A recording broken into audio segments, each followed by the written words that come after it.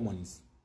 House of Commons oba giyite UK Parliament. Ogiraba? Yeno UK Parliament. Decision bo gye basazeewo bagamba yessaawa Kagame akajja amajege mu Congo. Oba si kyekyo bagenda muteekako full sanctions then bamulage ekiddako. Mbagambye ebintu bino si byangu ebigenda maaso mu ggwanga lya Congo.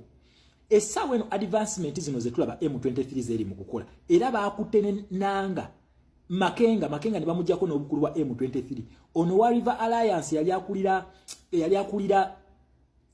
Electoral Commission ya Congo. Gwe badizambu kati ye mukulu alaga nti abakongo be bali mu kulwanyisa government yaabwe naye nga alimba. Jukira bino bakimanyi nti M23 bakimanyi nti ya Kagame. Kati bino n'amagezi ge bali mu kusala asalambu simanyi tudizono nanga ajja kulembera ekibinja kina abakongo bali mu kwerwanako alimba. Ebyo nabyo naye buzabuza nga afukana bakubanga already bakimanyi ekigenda maaso.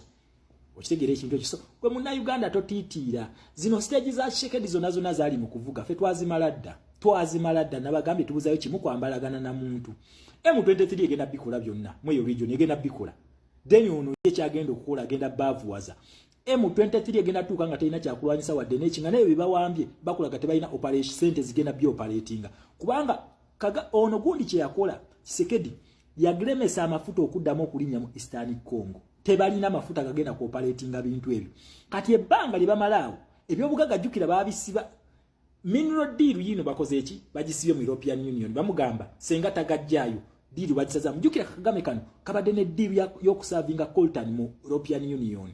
Coltan yeno mineral eno Kagame taina mayinzi zaayo taziraganga nsi wawazijja abadde azibba mu Congo. Kati parliament eno yatudde yagambye iyo deal tugenda gisaza musenga tojjayo majego. Kati kwa Tshisekedi agenda abatuukirira n'abagamba bannange temuyita mabega ga luggi tuyite mu miryango mwennyini tukole business abantu bange babeere kuki babeere mirembe. President waffe kye yabagamba you can fulfill your interest even when we have freedom. Tshisekedi kyali mu kukola nabagamba eno class ye yaffe bagiyita master class kati nyogeddeko batuyita master infinite class we batuyita. Okitegera president waffe ng'ali mu America yabagamba you can fulfill your interest even when we have freedom. Tshisekedi kyali mu kukola abagamba bannange interest zammwe tusobola zikolako wakati wa Congo namwe ne tukwatagana ng'abantu bange bali mirembe. Yensonga lwaki abazungu bano bonna bakyamuukiridde dda kati buli omu avudde mu Kagame ne Museveni buli omu amuvuddemu. Okitegere ekintu kino bamugamba ajjayo amagi bakyayogeramu bwogezi naye mulinde ebigenda okuva mu yebiraka. Zino stage twazivaako dda mu Uganda kati ebyo muhozi byali mu batiisa combat za ready simanyi ebyambalo tujja bakwata temogera ku human rights atiisa oyo nga tayina mukono gw'abazungu tayina kyasobola kukola tayina just babatemyeko sente za buyambi obalaba babebenga. Okitegera nga tagulinaako omukono gw'abazungu gwabavaako dda kwaffe zino stages twazivaako dda Tshisekedi zaaliko lwakuba ekyenjawulo ekiriko nti Tshisekedi is going to take full military solution agenda kulumba full phase ate ffe tuli ba civilian kati augundi wezaawulikamu chatters weyawukaniramu. This is a country invading another country wabula ate wali it is a dictator oppressing his own people. Okitegera awo nawo tujja kayiga okukawula nezino stages mbadde nzagala nnyo mu bitegere. The good thing is twina live examples ezigenda maaso. Mbagambye ono omusajja Tshisekedi ayina emmundu ayina tanka ayina ennyonyi ayina aba allies be yakuyetinze naye tannalumba akyali mu foreign policies azikolaki azitereza. So House of Commons weemala bigenda mu House of Lords. House of Lords ka stay sanctioninga oyaba awedde. House of Lords already twatuukayo dda. So munna Uganda tebakutiisa lwa ovulo yaffe bibaluma bulumi na kutiisa twetegeke tujjeko akasajja so gwe wena munna Uganda aweddemu amaanyi ngola ebintu yaffe tebitambula olina threats za Museveni z'abatiisa eno video yiyo nabagambye ebintu bya Congo bino njagala justify tufunemu lesson tufunemu kyakuyiga kubanga mu kusookeyo gye twatandikiranga babagamba nga foreign policy zino tezikolaki tezituyamba naye mbagamba time T is going to come kubanga nabagamba mu lutalo luno beta against bili.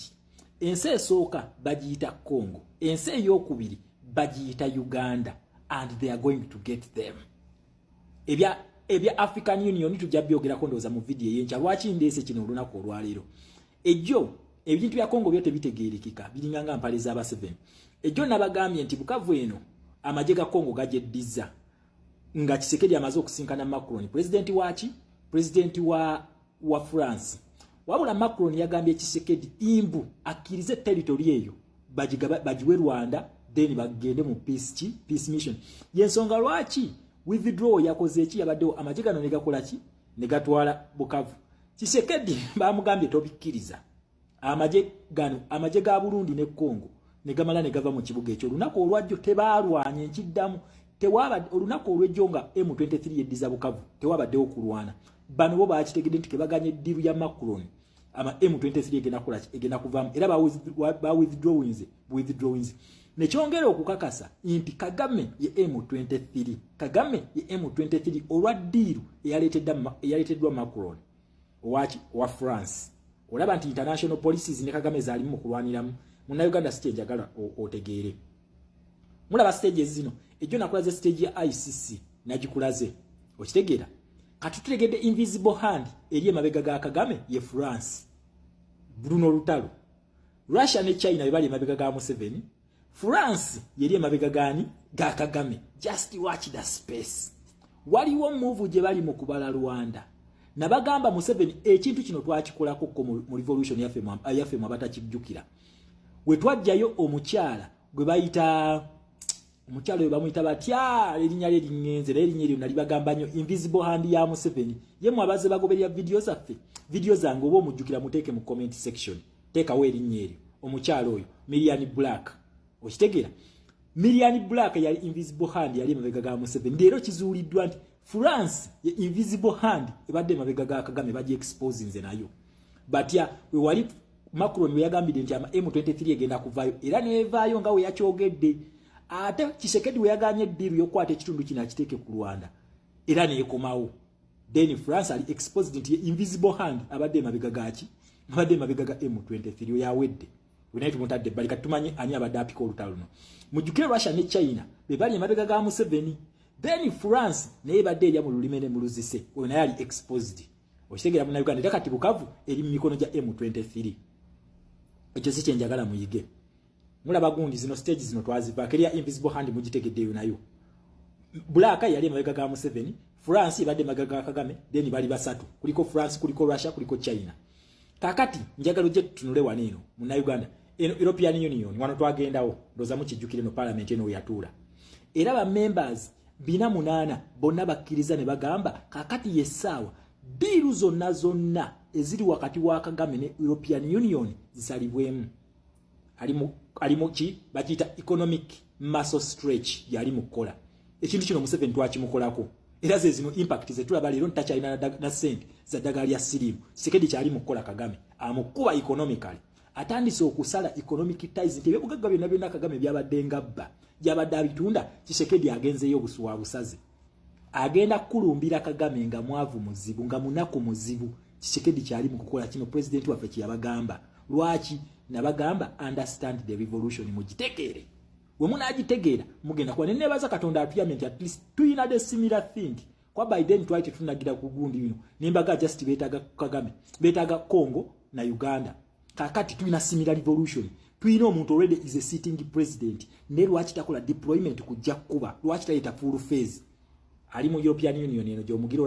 then ngosanga abantu bagamba abazungu tetuyina kye tubetaaza abazungu babbi abazungu this abazungu that tosobola kujjako Museveni gwe munna Uganda tosobola kino kyonki balayirira mubadde temusobola kujjako Museveni oyo nga temunatereza foreign policies tekisoboka kubanga teri government yalize mu Uganda okugifuga nga teri mu mukono gwa muzungu eyakikola yali ogo Idi Amin Dada naye yali alina omukono gwa Bawalabu era kyovula Abangereza bano nga bayita mu makomboze Tanzania bamukuba ne bamujjako ne baleta Apollo Milton Obote 2 okitegeera so kye bali babala tosobola kufuga Uganda nga foreign policies zino tozitereza kubanga tuyina charters ezatusookawo ezitusingana obukulu tuyina olutalo lwa interest nabagamba bana Abangereza basindika omusajja gwe bayita Winston Churchill ng'ekyamuleta mu Africa strictly kulaba Bungereza negenda gaseti ya Uganda for generations to come kakati gwe leero ngambe mbu ono otete tubetaaga then guchobo olimo bayira tokitegeera Tshisekedi sitting president una ali European Union stage na twagivako ya ICC najibalaze ya European Union njibaze then last but not least eno bagita House of Commons House of Commons obagiyite UK Parliament ogiraba yeno UK Parliament decision boje basazeewo bagamba yesaawa Kagama jama jege mu akajama jege mu Congo oba si kyekyo bagenda muteeka ko full sanctions then bamulage ekiddako mbagambye ebintu bino si byangu ebigenda maaso mu ggwanga lya Congo essaawa eno advancement zino zetulaba M23 zeri mu kukola era baakutene nanga Makenga ne bamujjako n'obukulu bwa M23 ono wa River Alliance yali akulira Electoral Commission ya Congo gwe badizambu kati ye mukulu alaga nti abakongo be bali mu kulwanyisa government yaabwe naye nga alimba jukira bino bakimanyi nti M23 bakimanyi nti ya Kagame kati bino bino amagezi ge bali mu kusala salambu simanyi tudizono nanga ajja kulembera ekibinja kina abakongo bali mu kwerwanako alimba ebyo nabyo naye buzabuzanga afukana bakubanga already bakimanyi ekigenda maaso okitegere ekintu ekyo gwe munna Uganda totitira zino stage za Tshisekedi zona zali mu kuvuga fe twazimaladda nabagambye tubuzayo kimu kwambalagana na muntu M23 egenda bikola byonna mweyo region egenda bikola then ono ye kyagenda okukola agenda bavuwaza M23 egenda tuka nga talina kyakulwanyisa wadde n'ekinga naye bibawambye bakulaga tebalina operation center zigenda byo operatinga kubanga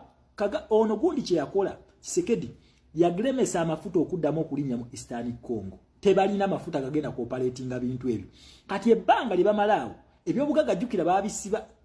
mineral deal yino bakoze eki bagisibe mu European Union bamugamba senga tagajjayo deal bagisaza mujukira Kagame kano kabadde ne deal yokusavinga coltan mu European Union coltan yeno mineral eno Kagame taina mayinzi zaayo taziraganga nsi wo wazijja abadde azibba mu Congo kati parliament eno yatudde yagambye iyo deal tugenda gisaza musenga tojjayo majego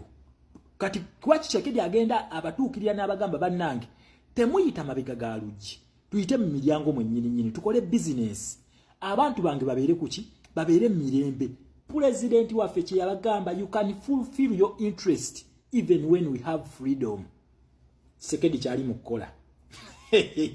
nabagamba eno class ye yaffe bagiyita master class kati nyogeddeko batuyita master infinite class we batuyita okitegera president waffe nga ali mu America yabagamba you can fulfill your interest even when we have freedom Tshisekedi kyali mu kukola abagamba bannange interest zamwe tusobola zikolako wakati wa Congo namwe ne tukwatagana ng'abantu bange bali mirembe yensonga lwaki abazungu bano bonna bakyamuukiridde dda kati buli omu avudde mu Kagame ne Museveni buli omu amuvuddemu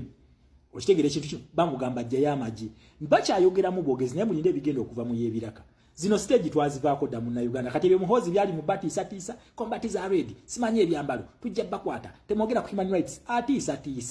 oyo nga tayina mukono gw'abazungu tayina kyasobola kukola tayina just babatemyeko sente za buyambi obalaba ebabebenga okitegera nga tagulinaako omukono gw'abazungu gwabavaako dda kwaffe zino stages twazivaako dda Tshisekedi zaaliko lwakuba ekyenjawulo ekiriko nti Tshisekedi is going to take full military solution agenda kulumba full phase ate ffe tuli ba civilian kati augundi wezaawulikamu chatters weyawukaniramu this is a country invading another country wabula ate wali it is a dictator oppressing his own people okitegera awo nawo tujja kayiga okukawula nezino stages mbadde nzagala nnyo mu bitegere the good thing is twina live examples ezigenda maaso mbagambye ono omusajja Tshisekedi ayina emmundu ayina tanka ayina ennyonyi ayina aba allies be yakuyetinze naye tannalumba akyali mu foreign policies azikolaki azitereza so House of Commons wemala bigenda mu House of Lords ka stay sanctioning oyo aba awedde House of Lords already twatuukayo dda so munna Uganda tebakutiisa lwa ovulo yaffe bibaluma bulumi na kutiisa twetegeke tujjeko akasajja tubisobola bino